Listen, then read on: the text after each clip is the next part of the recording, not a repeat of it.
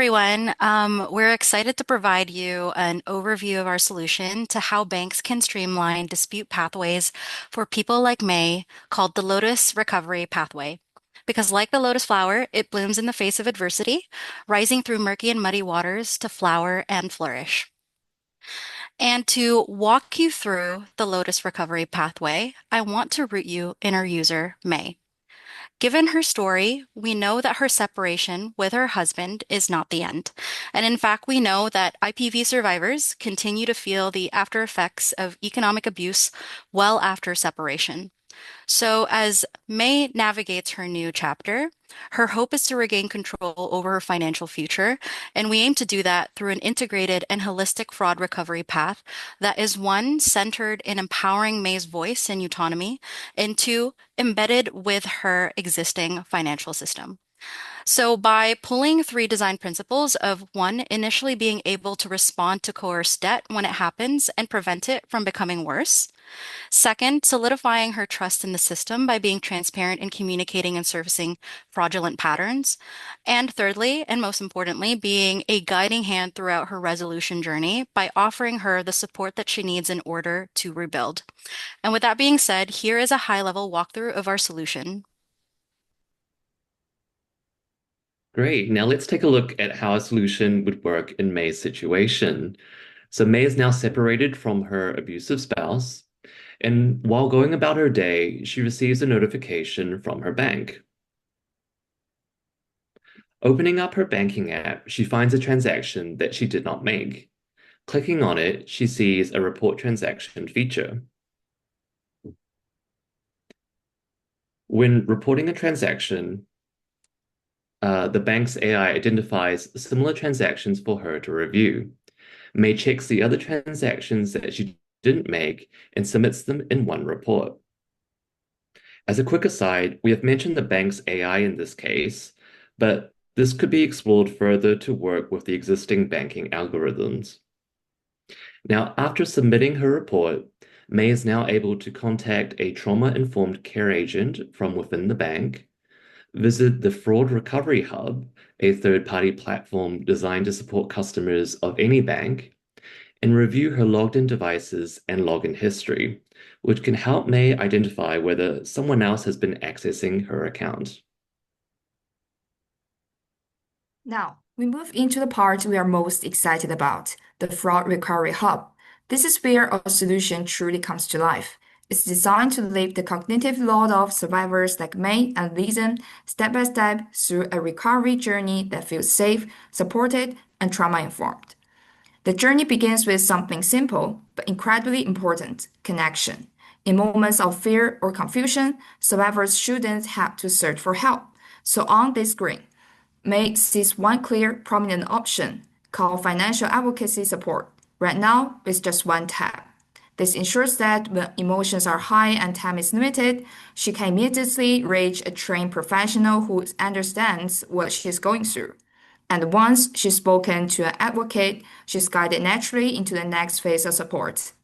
Because recovery isn't only technical, it's emotional. And no one should feel alone in this experience. Here, May can ask questions anonymously, connect with people who truly understand her situation, and join supportive communities like financial abuse recovery, coercion support, and rebuilding after fraud. These spaces give her what many survivors say they need most: a place to be heard without judgment, to learn from others, and to rebuild her confidence at her own pace. Next, we help May regain her sense of control. When someone is overwhelmed, even simple tasks can feel impossible. So instead of making May figure it out all alone, we provide a clear, structured calming checklist.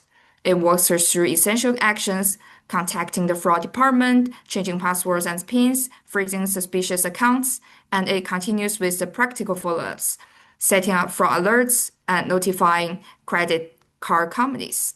This checklist acts almost like a companion, ensuring her doesn't miss any critical steps when her mind is overloaded. And finally, once the urgent issues have been addressed, May gains access to resources that support her short-term needs and strengthen her long-term stability. She can quickly find emergency childcare, healthcare, and mental health services, and emergency loan programs. These tools help her rebuild not just her finances, but her sense of safety and independence.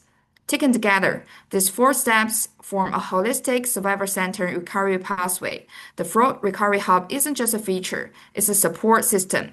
It reduces cognitive burden, it restores confidence, and it offers both human connection and clear actionable guidance. This is how our design goes beyond fraud detection. It builds a compassionate, structured ecosystems that support survivors like May, not just in the moments of crisis, but every step toward recovery and empowerment. I'll be discussing the return on investment and the feasibility of our proposed solution. To begin, Canadians have lost nearly $650 million to fraud in 2024 alone. This, combined with the alarming statistic that 1 in 3 women will face economic abuse in their lifetime and 96% of domestic violence survivors will also experience economic abuse, demonstrates that there is a hidden crisis. While there are no definitive numbers on how much financial fraud results directly from intimate partner violence, we can only imagine the scale given these statistics. So why do banks need to tackle this problem now? If banks let these problems brew, each unaddressed case contributes to loan losses, chargebacks, fraud write-offs. However, creating a faster dispute resolution channel reduces operational costs and restores customer trust, building brand equity. Canada's Budget 2025 commits to a code of conduct for the prevention of economic abuse to be co-developed with banks.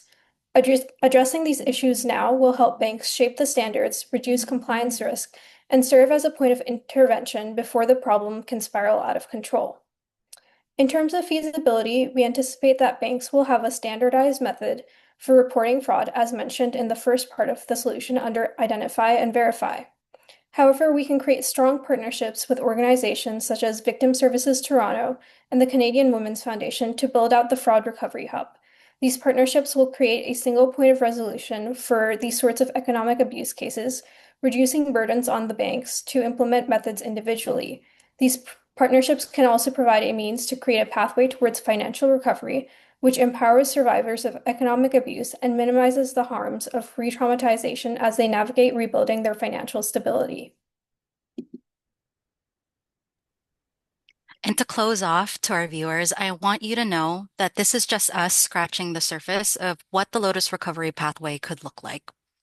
At an individual bank level, the system proactively notifies users of suspicious transactions and streamlines reporting. Survivors like May can easily verify concerns and connect with trauma-informed bank agents for support. And survivors can access the Fraud Recovery Hub, a unified hub that provides ongoing assistance through expert advocates, a clearer recovery checklist, and also essential third-party resources. And by taking a preventative and responsive approach to economic abuse, we remove the onus on the survivors to navigate the uncertainties of the financial system alone.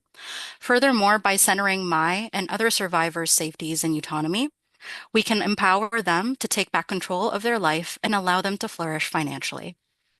And with that, we'd like to thank you for your time. We know that addressing economic abuse requires collaboration across community, financial systems, technology, and has to be centered around survivor advocacy. It's vital that we keep the conversation and momentum going towards safer and more equitable financial futures for all, and we hope that the Lotus Recovery Pathway inspires us to strive towards that future.